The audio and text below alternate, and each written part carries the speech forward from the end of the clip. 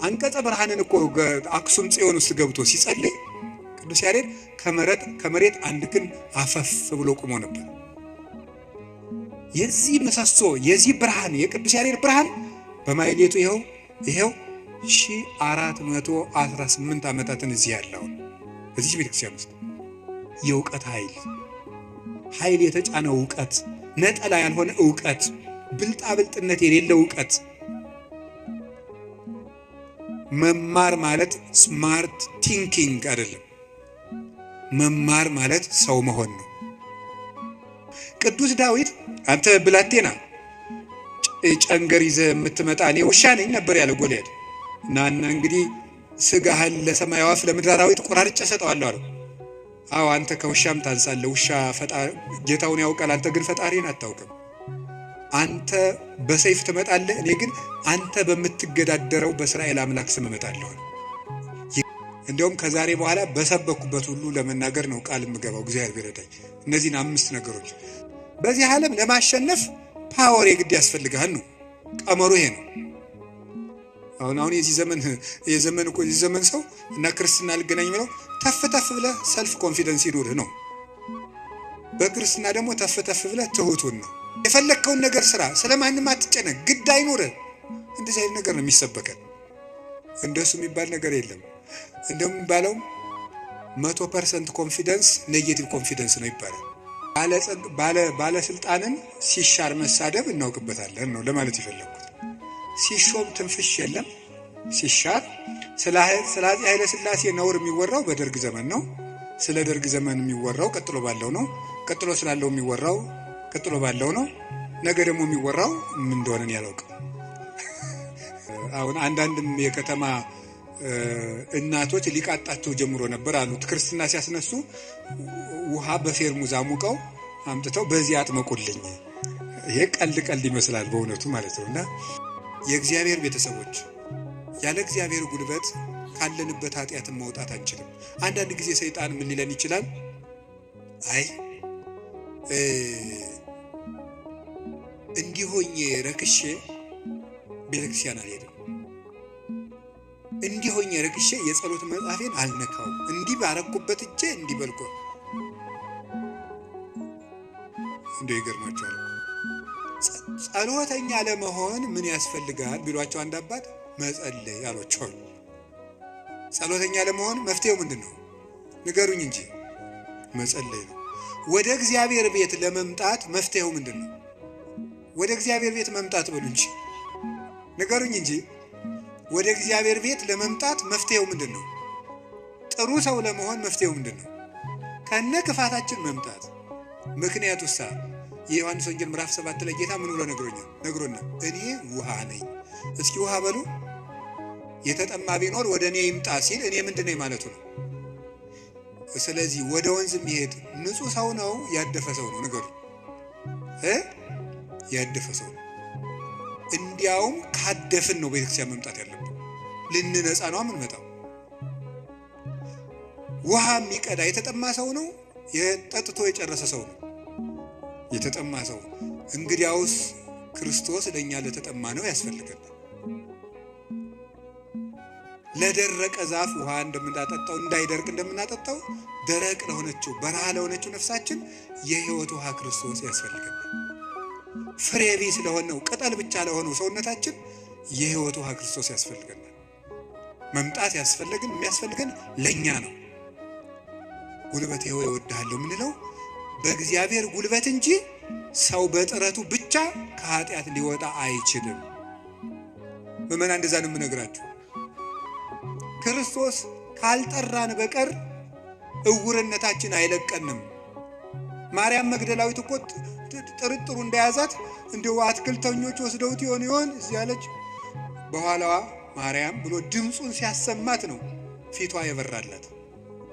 መድኃኔዓለም ሲጠራን ነው ልባችን የሚበራው። እንዲጠራን ደግሞ ሁልጊዜ መምጣት አለብን። እሱ ጉልበት ሲወጣን ነው የሚወጣው። ቅዱስ ጴጥሮስ ወደ ውሃው ሲሰጥም አቤቱ እንዳልሰጥም አድነኝ አለው። ጌታ እጁን ሲልክለት ምዝዝ ብሎ ወጣ። ካለንበት ጉድጓድ የምንወጣው እግዚአብሔር ጉልበት ሲሆነን ነው። ጉልበቴ ሆይ እወድሃለሁ የምንለው ከዚህ የተነሳ ነው። የእውቀት ኃይል የሚባል አለ። እስቲ የእውቀት ኃይል በሉ ንገሩኝ እንጂ።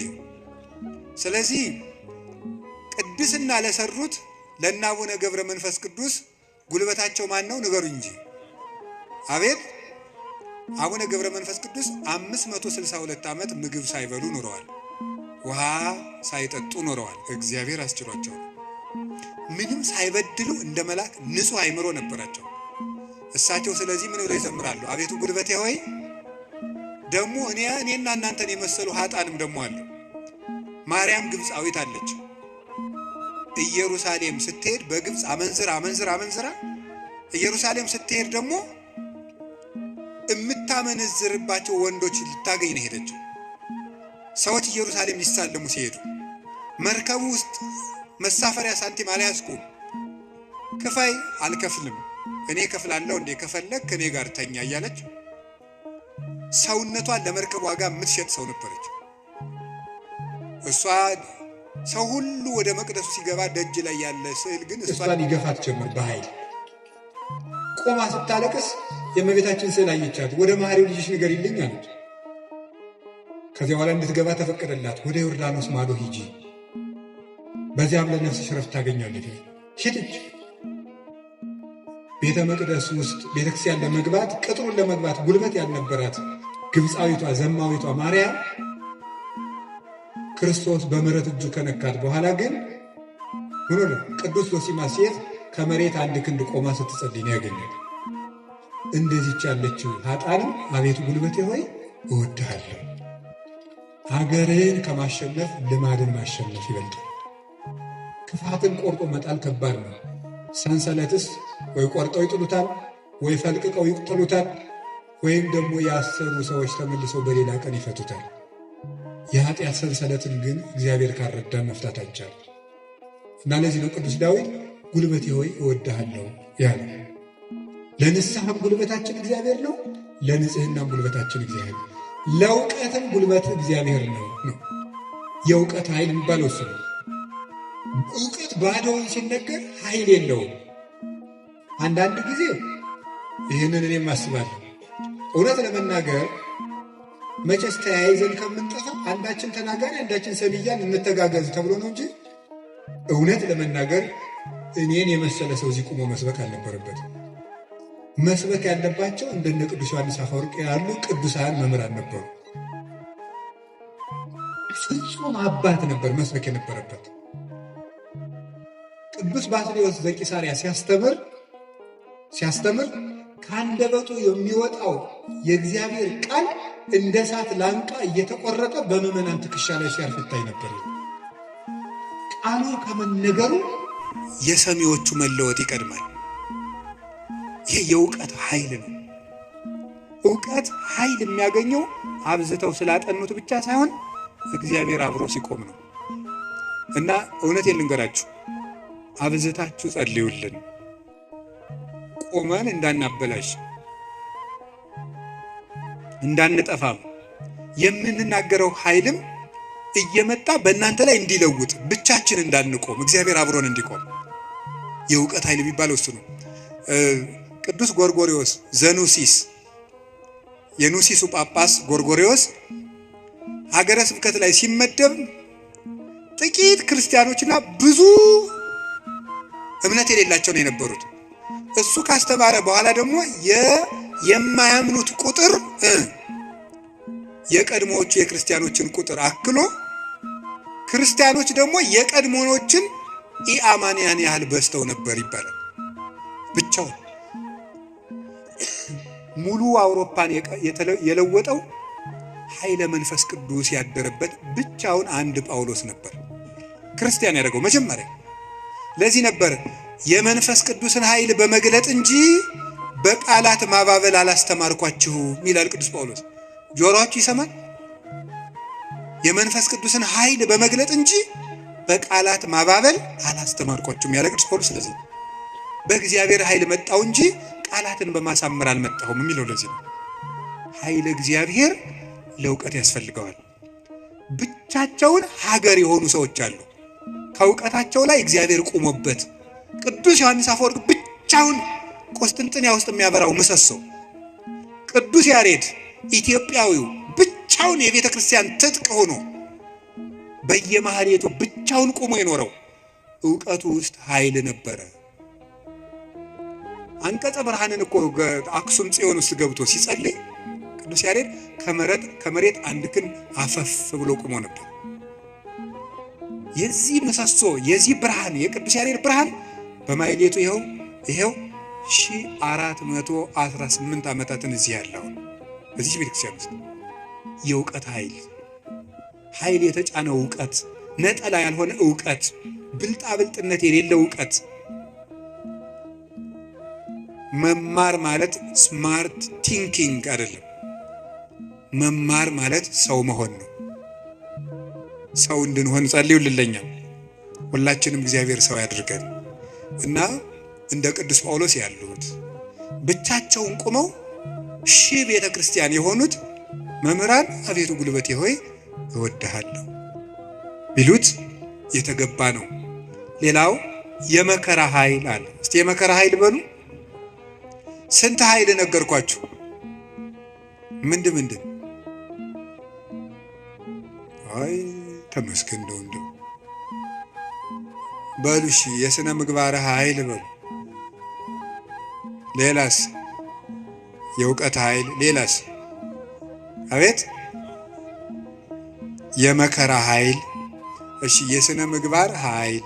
ከዚያ በፊት ምን ብያችሁ ነበር? የአርአያነት ኃይል የሚባለው ይሄ ሞራል የሚባለው እሱ በሁለት ተከፍሎ ስነ ምግባርና አርአያነትና ንስሐ ብለን ከፍለናል። ቀጥሎ የዕውቀት ኃይል ብዬ ነገርኳችሁ። ሶስተኛ አሁን የምነግራችሁ ደግሞ የምንድን ነው? የመከራ ኃይል ነው። የመከራ ኃይል የሚባለው ጉልበቴ ሆይ እወድሃለሁ ያለው አሁን ቅዱስ ዳዊት አሸንፏል። ዘመኑን በሙሉ ጠላቶችን አሸንፏል። ያሸነፈ ግን በውጊያ ሳይሆን በምንድን ነው? በመከራ ነው ያሸነፈው። ይገርማችኋል። በመከራ ማሸነፍ ከዚህ ዓለም ሎጂክ የራቀ ነው። በዚህ ዓለም ለማሸነፍ ፓወር የግድ ያስፈልጋል ነው ቀመሩ። ይሄ ነው። አሁን የዚህ ዘመን ሰው እና ክርስትና ልገናኝ የሚለው ተፍ ብለህ ሰልፍ ኮንፊደንስ ይኑርህ ነው። በክርስትና ደግሞ ተፍ ብለህ ትሁቱን ነው። በዚህ ነገሩ ወዲያና ወዲህ ክፍቶቿል አይደለም። ትሁት የሆነ ከፍ ይላል ነው። አሁን ደግሞ ራስህን ከፍ አድርግ፣ አትጣል ነው። እንደዚህ ነው። ማስታወቂያ ስራ ገንባ፣ ራስህን አስተዋውቅ በደንብ። እንደዚህ ነው። የፈለግከውን ነገር ስራ፣ ስለማንም አትጨነቅ፣ ግድ አይኑርህ። እንደዚህ አይነት ነገር ነው የሚሰበከን። እንደሱ የሚባል ነገር የለም። እንደውም የሚባለው 100% ኮንፊደንስ ኔጌቲቭ ኮንፊደንስ ነው ይባላል። ስለዚህ ተገቢ አይደለም። ምንድነው ታዲያ? እኛ መከራ ማሸነፍ ነው የሚባለው። ቅዱስ ዳዊት ለምሳሌ እንዲህ ያደረገ። ሳኦል እያሳደደው ሄደ። ቅዱስ ዳዊት ዋሻ ውስጥ ተጠጋ። ሳኦል ዳዊትን ፈልጎ ተኛ እና አበኔር ይባላል የሳኦል የጦር አበጋዝ። ከሳኦል ከጨርቁ ጫፍ ቆረጥ አድርጎ ዳዊት ወስዶ አለፍ ብሎ አበኔር አንተ የውሻ ሬሳ አይመስልክ ጌታህን እንዲያርገን የምትጠብቀው አለው። ተኝቶ ነበር ያም ማለት ነው። ግን የቅዱስ ዳዊት ጋሻ ጃግሬዎች አረ ዛሬ እግዚአብሔር ጠላትህን በእጅህ አሳልፎ ሰጥቶልሃል እንበለው አሉት። እናንተ እኔ ከእናንተ ጋር ምን አለኝ? እግዚአብሔር በቀባው ላይ እጄን አላነሳም። እና አባቶቻችን እንዲያውም ትልቅ መከራ ሊገል የመጣ ጠላትን እጅ ላይ ጥሎ ምሮ መስደድ ነው ይላል። ይሄ እኮ የልብ መከራ ነው። እናንተ አሁን ታደርጉታላችሁ? አሁን እኔ ለምሳሌ ዱላ ይዤ ያባረርኳቸው ቤታችሁ ብመጣ ነው ኋላ አጥቻችሁ እኔን ድንገት እንቅልፍ ቢጥለኝ ተነስታችሁ እንዴት ነው የምታረጉት? ምንም አታረጉ። እናንተ ክርስቲያኖች ናችሁ። ለሁሉም ግን ዳዊት ሰው የማይወጣውን ተራራ የወጣ ተራራ ነው የሚባለው። ጊዜ የልብ ጉልበት ያስፈልጋል። ትዕግስተኛ ለመሆን የልብ ጉልበት ያስፈልጋል። አውቆ ሰው ገለባ ነው። ፍርድ ቤት ውስጥ ባልና ሚስት ተካሶ ዓለም እየቀለጠ ያለ ትዕግስት በማጣት አይደለም? በቃላት ጦርነት አይደለም? እንደው አታፍሩም ወይ? እንዲህ ብሎ ሰድቦኝ እንዲህ ብላ ሰድባ እያላችሁ እንዲህ አታፍሩም? የእውነቴን እኮ የምነግራችሁ ጦር ይዞ የመጣውን ጠላቱን እጁ ላይ ሲያገኘው እግዚአብሔር በቀባው ላይ እጄን አላነሳም። ሌላ ቀን እኮ ደግሞ ምን አደረገ? ዳዊት ወልዴ ቃልከ ማይዜኒ፣ ዳዊት ወልዴ ቃልከ ማይዜኒ፣ ዳዊት ስትዘምር እኮ ደስ ይለኛል እና በገና ደርድርልኛል።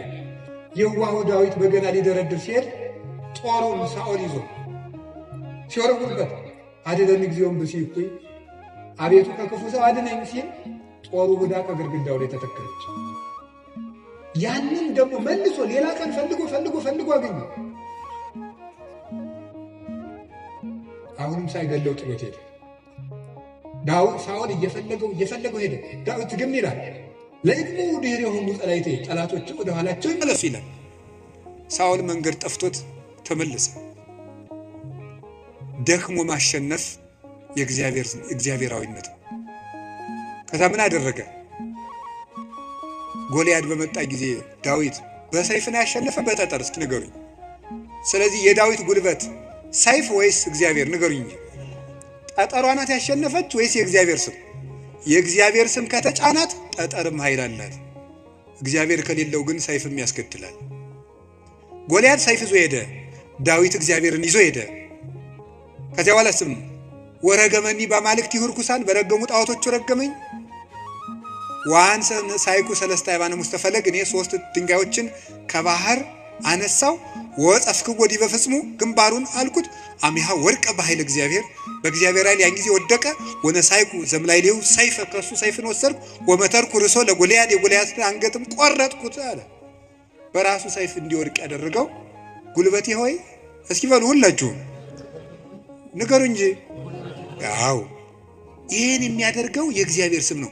ቅዱስ ዳዊት አንተ ብላቴና ጨንገር ይዘህ የምትመጣ እኔ ውሻ ነኝ ነበር ያለ ጎልያድ። እና እንግዲህ ስጋህን ለሰማይ አዕዋፍ ለምድር አራዊት ቆራርጬ እሰጠዋለሁ አለው። አዎ አንተ ከውሻም ታንሳለህ። ውሻ ጌታውን ያውቃል፣ አንተ ግን ፈጣሪን አታውቅም። አንተ በሰይፍ ትመጣለህ፣ እኔ ግን አንተ በምትገዳደረው በእስራኤል አምላክ ስም እመጣለሁ። የእግዚአብሔርን ስም ይዞ ሄደና ያንን 6 ክንድ እስራኤልን ያስጨነቀ ሰው ገረሰሰው። ስለዚህ ጉልበቱ እግዚአብሔር ነው። ጉልበቴ ሆይ እወድሃለሁ አለ። ከገዛ ቤተ መንግስቱ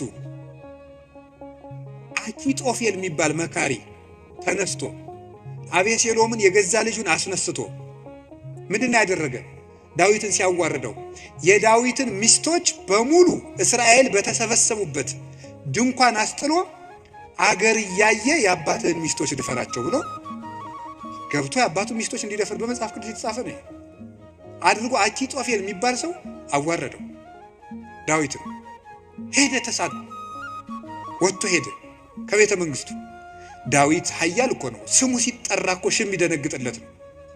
ኃያላን የጦር መሪዎች አሉት። ግን ምንድነው ያደረገ? እግዚኦ ሚበዙ ለይሳቅዩን ብዙሃን ቆሙ ላይሌ ብዙሃን ይቤልዋ ለነፍሴ እያድህነች አምላክኪ አንተስ እግዚኦ ምስካዬ አንተ። አቤቱ የሚያስጨንቁኝ ምንኛ በዙ፣ ብዙዎች በኔ ላይ በጠላትነት ቆመዋል። ሰውነቴንም የሚያድንሽ የለም ይሏታል። አቤቱ አንተ ግን መጠጊያዬ ነህ፣ ከራሴ ላይ በላይ ያለ ዘውድም አንተ ነህ እያለ በልቡ ተንበልብሎ ካሸዋ ላይ ወድቆ ያለቅስ ነበር። የዚያ ጊዜ አኪጦፌል ይገርማችኋል አገሩ ገብቶ ዳዊት ከተመለሰ አይምረኝም ብሎ በገዛ እጁ ታንቆ ሞተ።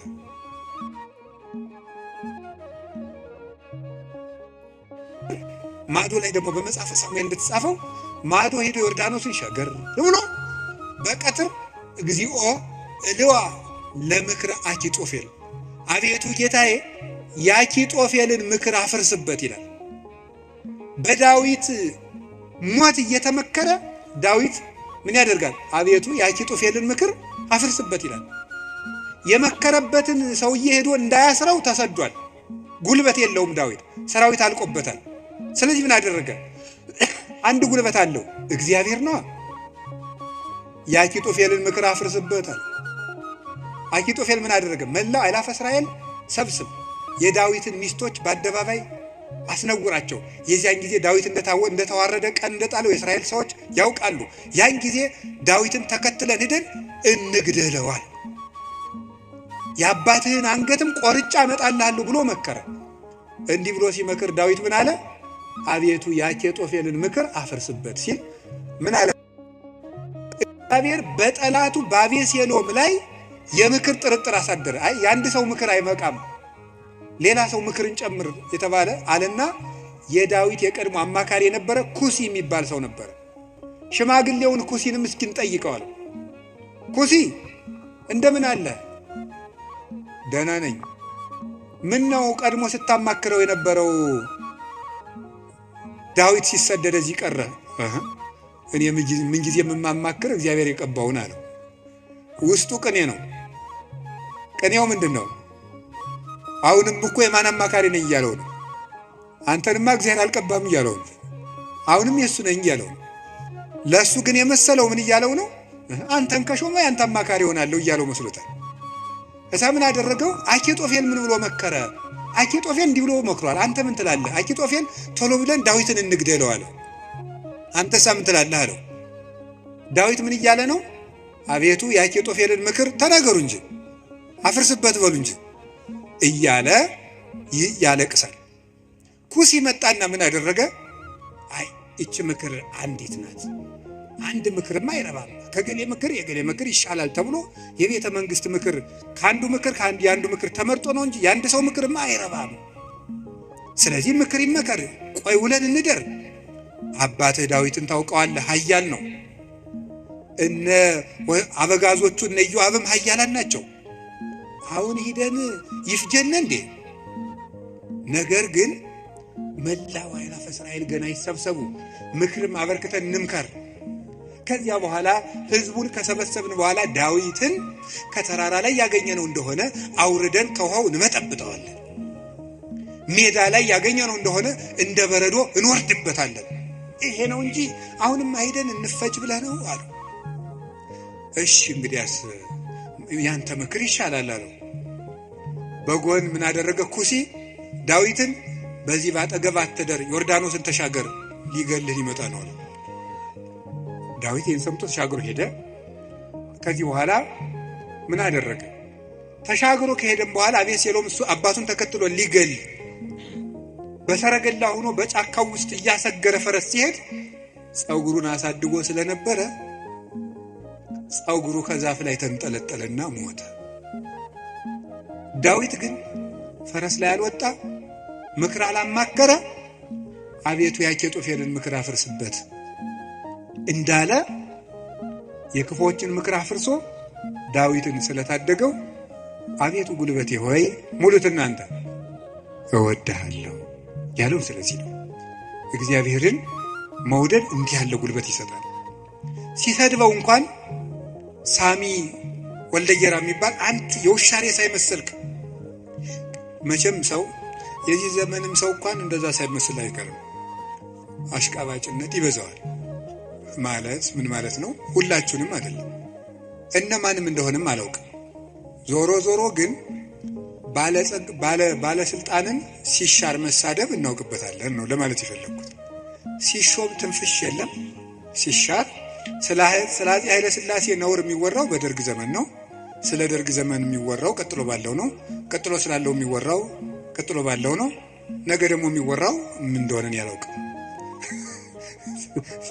ስለዚህ ልላችሁ የፈለኩት ምንድነው? ቀን ሲጥለው ጎበዝ ሰውን የተሾመም ቢሻል ያጣም ቢያገኝ ከእውነት ጋር ቁሙ እንጂ ሰውን ቀንጥሎታል ብላችሁ አትሾም። እንዲሁ ለስጋም ተመልሶ ሊመጣ ይችላል። አጉል ነው፣ ተመልሶ ሊሾም ይችላል። ለነፍስ ግን ሰውን ቀንጥለው ምን ይላል ሰሎሞን? ቀን የሚያመጣውን አታውቅምና በጠላት ውድቀት ደስ አይበልህ ይላል። ስለዚህ ሳሚ የሚባለው አንተ የውሻ ሬሳ የመሰልክ ጭንጋፍ አለው ዳዊትን ያህል ጌታ ያን ከፍ ያለ ሰማይ እነ አቢሳ የሚባለው የእህቱ ልጅ ይሄ የውሻ ሬሳ የመሰለ አንገቱን ልቁረጠው አለ። ተው እግዚአብሔር ሰደበው ብሎት ነው አለ። እግዚአብሔር ሰደበው ብሎት ነው። ይሄ ስድብ የሚያመጣውን ዋጋ አታውቅም አለው።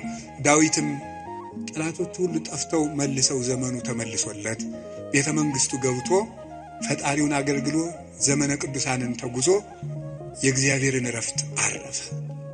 አቤቱ ጉልበቴ ሆይ እወድሃለሁ ያለው ደካማ እንባው ጦር የተሸከሙ ጠላቶችን ድል ስለነሳችለት ነው። አሁንም ጉልበት እግዚአብሔር ጉልበታችን ነው ማለት በአጭር ቃል ለመጠቅለል አንድ እግዚአብሔር ጉልበታችን ነው ማለት ከኛ ዕውቀት ውጭ የሆነ ነገርን እግዚአብሔር ያደርግልናል። አንድ ከኛ ዕውቀት ውጭ የሆነ ነገር ለምሳሌ አንድ ሰው ትዝ ይለኛል እናቱ ታመው እንደ የሰማህ እንደሆነ እንዳትቀየመኝ አደራን ጸበል ይጠመቁ ስንለው በጣም የተማረ ሰው ነው። በጣም ቆይ ጸበሉን የውሃው አይነት ከደማቸው ጋር ማች እንደማድረግና ለማድረጉን መመርመር አለብን። ትንሽ ፈገግ ያሰኛል። እና ይሄ ፈጽሞ አሁን አንዳንድም የከተማ እናቶች ሊቃጣቸው ጀምሮ ነበር አሉት። ክርስትና ሲያስነሱ ውሃ በፌርሙዝ አሙቀው አምጥተው በዚህ አጥመቁልኝ። ይሄ ቀልድ ይመስላል በእውነቱ ማለት ነው። እና ቆይ ክርስትና ሲነሳ ልጄን ይበርደዋል ብላችሁ ታስባላችሁ? እናቶች እንደዛ ካሰባችሁ ሞታችኋል በሉት። ሰውም አይደላችሁ። ክርስቶስን እየለበሰ እኮ ነው። እንዴት ይበርደዋል? ሰው ሲጠመቅ ክርስቶስን ነው የሚለብሰው። ገላትያ ምዕራፍ 3 ላይ ያለ የተጠመቃችሁ ሁሉ ክርስቶስን ለብሳችሁታል ማለት ነው። እና አንዳንድ ጊዜ ዕውቀታችን ጣልቃ ይገባና እቺ ዲግሪ ላይ አንዳንድ የተጠራቀመች ነገር ትረብሻለች፣ እምነትን ትረብሻለች። እሱን ተውትና እግዚአብሔር ከዕውቀት በላይ ይሰራል። እስኪ በሉላችሁ፣ ከምን በላይ ይሰራል? ከዕውቀት በላይ ይሰራል። ከኛ አቅም በላይ ያሉ በእግዚአብሔር ይከናወናል። አቤቱ ጉልበት ይወዳለሁ የተባለው እሱ ነው። አንደኛ መጠጊያ ማለት ነው። ሁለተኛ እግዚአብሔር ከኔ አቅም በላይ የሆነውን ከተፈጥሮ ሕግ በላይ የሆነውን ነገር እሱ ይፈጽመዋል። ሶስተኛ ደግሞ የማረባ ሰው በሆንም እንኳን እግዚአብሔር እጁ ከያዘኝ ግን ትልቅ ሰው እሆናለሁ ማለት ነው። እግዚአብሔር ጉልበት ሲሆነው ውሃ ይገባና ምን ይሆናል? ጸበል። አፈር ይገባና ምን ይሆናል? እምነት። እግዚአብሔር ጉልበት ሲሰጣት የ15 ዓመት ልጅ ማንን መሸከም ትችላለች? ድንግል ማርያም እግዚአብሔርን ተሸከመችው። እግዚአብሔር ጉልበት ነው። እሱ ጉልበት ባይሆን እሳትን ማን ይታቀፋል? ማንም። እግዚአብሔር ጉልበት ሲሆን እሱን እንኳን እንችለዋለን። ስለዚህ የእግዚአብሔር ቤተሰቦች በእግዚአብሔር በርቱ፣ እግዚአብሔርን ጉልበት አድርጉት። ሁላችንም በእግዚአብሔር እንመካ። ሁልጊዜ ጸልዩ። አንድ ነገር ብቻ ልናገር፣ ወደ እግዚአብሔር ለመሄድ ከየት ልጀምር ካላችሁኝ ጸልዩ። መንፈሳዊ ሕይወት ከየት ዛሬ ምናልባት ዛሬ ብቻ ቃለ እግዚአብሔር የምትሰሙ ሰዎችም ትኖራላችሁ። ዛሬ ድንገት የመጣ መጥቶ ማያውቅ ሊኖር ይችላል። መንፈሳዊ ሕይወት ከየት እንደምጀምር ግራ ገብቶኛል ካላችሁ መንፈሳዊ ሕይወት መጽሐፍ ቅዱስ ሂድና አጥኑ ወይም እንደዚህ አድርጉ ወይም እንደዚህ አይደለም። መንፈሳዊ ሕይወት መጀመሪያ ከጸሎት ጀምሩ። በቃ ሌላ መጀመሪያ አባታችን ሆይ በቃ እሱም በሉ። ከዛ ቤተ ክርስቲያን ውስጥ ተሳተፉ፣ አስቀድሱ። ከዚያ በኋላ መጽሐፍ ቅዱስን በደንብ ተማሩ። እነዚህ ሶስቱ ሁልጊዜ የቤት ስራ እሰጣችኋለሁ፣ እኔም እናንተም ታደርጉታላችሁ። አሁን ዛሬ መልሼ ልሰጣችሁ ነው። ከዚህ በኋላ በሄድኩበት ሁሉ እናገራለሁ፣ ሰው ቢሰለችም ባይሰለችም። እንደ ከርቤ እስከምትመር ድረስ ተናገር ብሏል አንድ የቤተክርስቲያን አባት። እሺ አንደኛው በቀን እንድታደርጉት ሁልጊዜ ነው የምነግራችሁ። እዚህ መድረክም ተናግሬያለሁ። አንደኛው በቀን አንድ ምዕራፍ መጽሐፍ ቅዱስ አንብቡ። ሁለተኛው በቀን ቤተክርስቲያን ሳትገቡ አትዋሉ። እንደውም ከዛሬ በኋላ በሰበኩበት ሁሉ ለመናገር ነው ቃል የምገባው እግዚአብሔር ቢረዳኝ። እነዚህን 5 ነገሮች ሰው እስኪያደርጋቸው ድረስ ከቻልኩ እስከምሞት እናገራለሁ፣ እናንተም በጸሎት ካሰባችሁኝ እና ካስጨረሰኝ። ስለዚህ የመጀመሪያው አንድ ምዕራፍ መጽሐፍ ቅዱስ በቀን አንብቡ። ሁለተኛው ቤተክርስቲያን ሳትገቡ አትዋሉ። በቀን መግባት የማያስችል ተፈጥሯዊ ግዳጅ ከገጠማችሁ ደጅ ላይ ቆማችሁ ሄዱ። ሶስተኛው በሳምንት አንድ ቀን ቢያንስ አስቀድሱ። ውስጥ ገብታችሁ በሳምንት አንድ ቀን ቢያንስ ማለት ነው። አራተኛው ንስሐ ግቡ። ንስሐ እንዲያውም ምንድን ነው የምትባለው? ሌላኛይቱ ከእግዚአብሔር የተሰጠችን ልደት ናት የሚባለው። አንድ ልደት ከእናት አባት ተወልደናል። ሌላ ልደት ደግሞ በጥምቀት እንደገና እሷ ስትደበዝዝ ደግሞ እግዚአብሔር በንስሐ ልደት ሰጠ። አዳም ከሔዋን እሱን የመሰለ ልጅ እንደወለደ ይላል አረጋዊ መንፈሳዊ የተባለ ልጅ። አዳም ሔዋን ከምትባል ሚስቱ እሱን የመሰለ ልጅ እንደወለደ ክርስቶስ ከንስሐ ማኅፀን እሱን የመሰሉ ልጆችን ይወልዳል።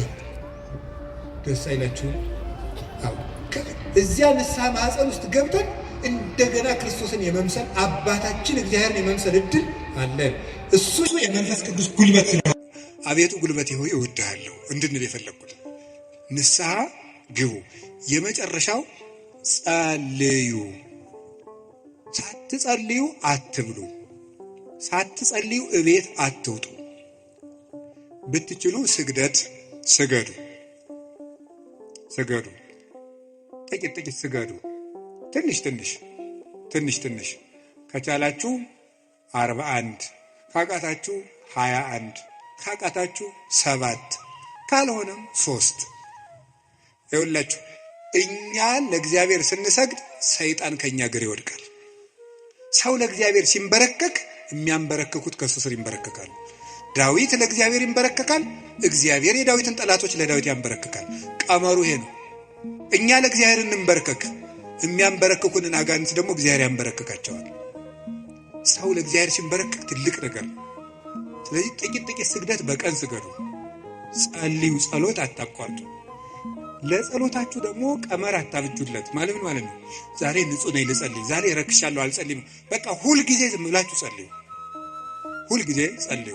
ይህን ያደረግን እንደሆነ እግዚአብሔር ጉልበት ይሆነናል ልላችሁ ፈልጌ ነው። መድኃኔዓለም ለሁላችንም ጉልበት ይሆነን። የትንሣኤውን ብርሃን ለሀገራችን ያብራልን። የጨለመብንን ነገር ሁሉ በትንሣኤው ብርሃን ያርቅልን። ለተጨነቁ ሁሉ መድኃኔዓለም ሰላምን ይስጥልን። አቤቱ ጉልበቴ ሆይ እወድሃለሁ። ወስብሐት ለእግዚአብሔር።